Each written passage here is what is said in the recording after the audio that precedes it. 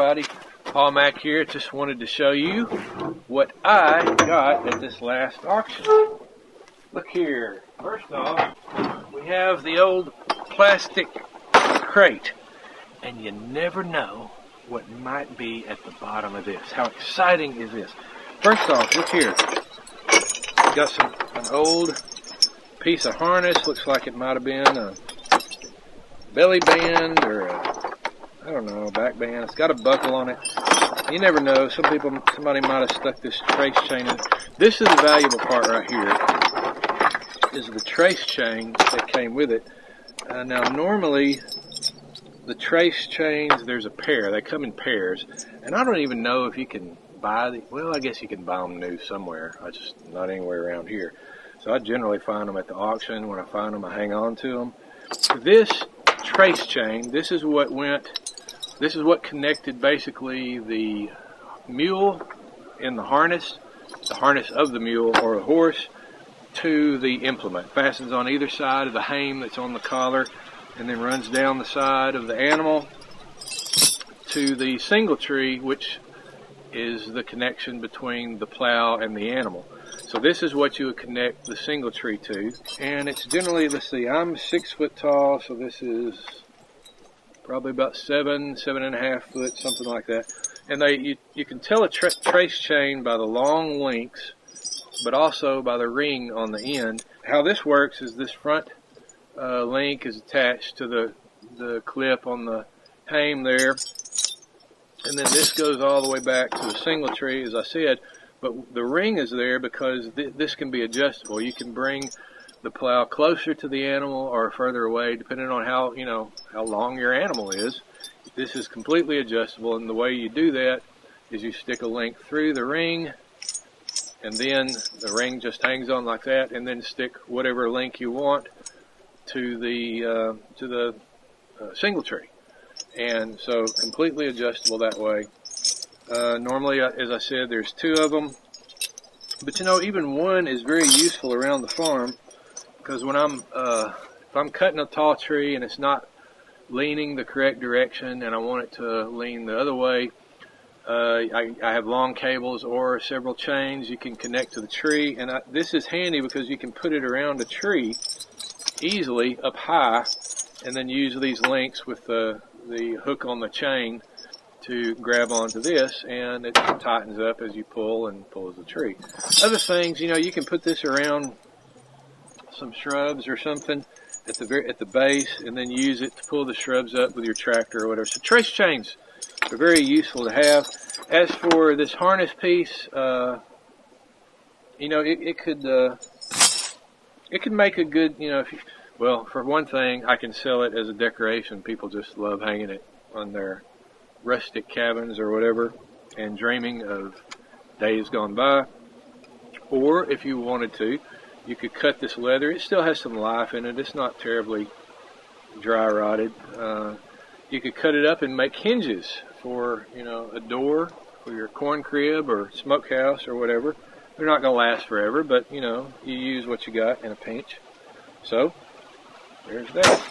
Okay, look here. We got good rope on a block and tackle. This is a real simple block and tackle. It just has one pulley on each end, but the rope is still good. This would be great for hoisting up a hog carcass when you're butchering a hog or a deer, whatever you want to kill and eat. So, block and tackle, very nice. Oh, and look, we got a wire splicing pliers, so that's handy.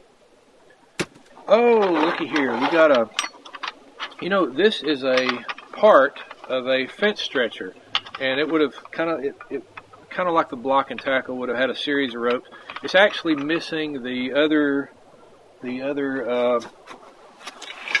double pulley that would kind of look like this out there. Anyway, you connect these, and it's a lot like a block and tackle, but it's for stretching barbed wire fence. And you would fasten this to something stable, like a corner post or a tractor or whatever, your wife's car. And then a rope would eventually run through this hollow section here, and Then the other pulley would have a hook on it that self-tightening would grab onto the barbed wire, and you pull and pull and pull until your barbed wire gets really, really tight, and then you can pull down on the rope, which causes this thing to tighten down and hold the rope, and it stays tight so that one man can both tighten, lock this down, it locks, and then go staple your barbed wire to the post, and then you,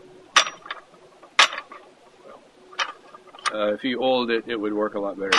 And then you let loose on it, you can undo it, and then go to the next strand of barbed wire. So fence stretcher, but this is a big one. That's the biggest one I've seen.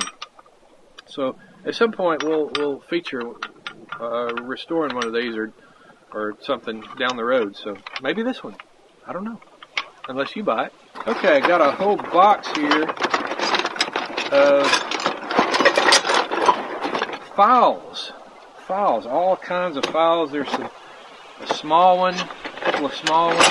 This would be the proper size for sharpening a crosscut saw, one about that size. And then I've got, there's a couple, there's at least one chainsaw file. And then, but these others, there's no telling. I got a couple that are half round files, and then some regular files.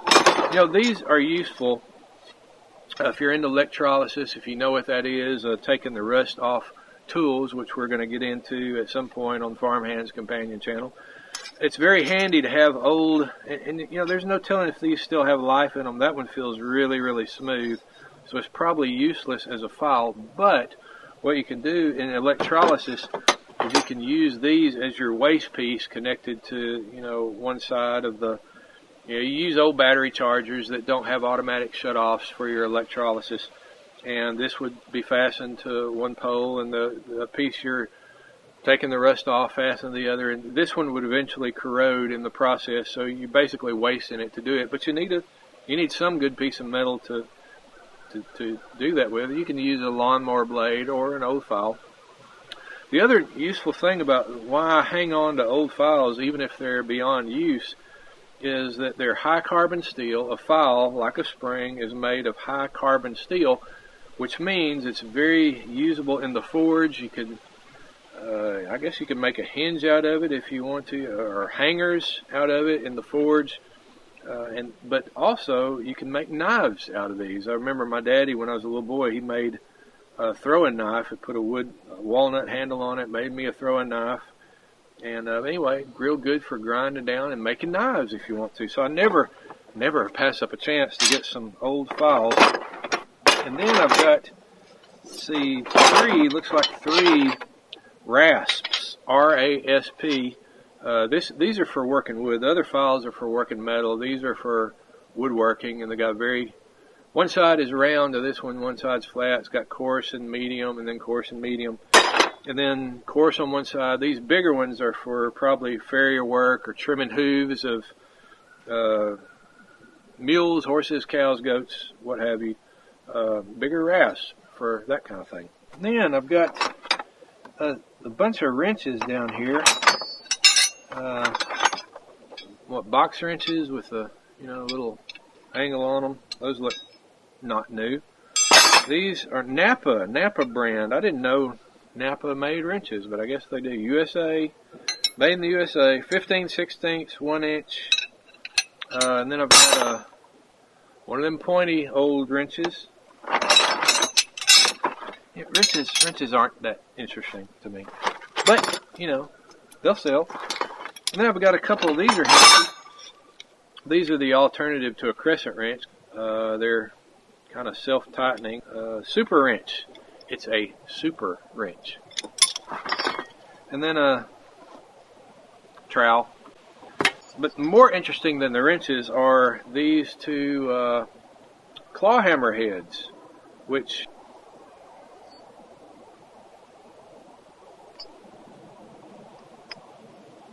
there's no name on them. Pretty exciting, because one of these days we will together put some handles on, perhaps these very two right here. So I like buying them when I see them. Claw hammerheads. Can't ever have too many of these. And oh, here we go. I told you. The bottom of the box is always the most exciting. Look what we have here. It's an old froe, a homemade froe too. And looks like this one was whatever metal this guy had, and he made him a froe, put an eye in it. It's got one rivet missing, but it looks like it was forged at home, made homemade. And even with one rivet missing, that thing is solid. This would last me until I died, and it's still got a very good edge on it. We could go right now out there and make some homemade split shakes with it just the way it is. And the handle here, oh, wait a minute, hey, the handle is, it would still work, but look what this is. Do you see the curve right there? You know what that was? That is a handle, probably off a little ball peen hammer or something, and somebody, this guy, needed a handle, and lo and behold, he made ball peen hammer handle work. Man, I love this. I love it when farmers or whoever they needed something quick and they used what they had. That just excites me beyond belief. So I told you, whatever's at the bottom of the box is usually very exciting. So what we have, a froe. Very nice. You know what this is? This is a single tree. Wonder where it got that name. I'm not really sure about that. So this is what would connect the mule to the plow. This goes in between. This part connects to your implement, whatever you're dragging, plow or harrow or whatever. And then these clips would fasten to your trace chain. I have one right here. So, this part, if you wanted to shorten it a little bit, put that through there. There we go. That through there, and this goes on here, and that would be one side. Then you need the other trace chain on the other side. Well, actually, it goes like that. So there we go, a single tree to go with my one trace chain,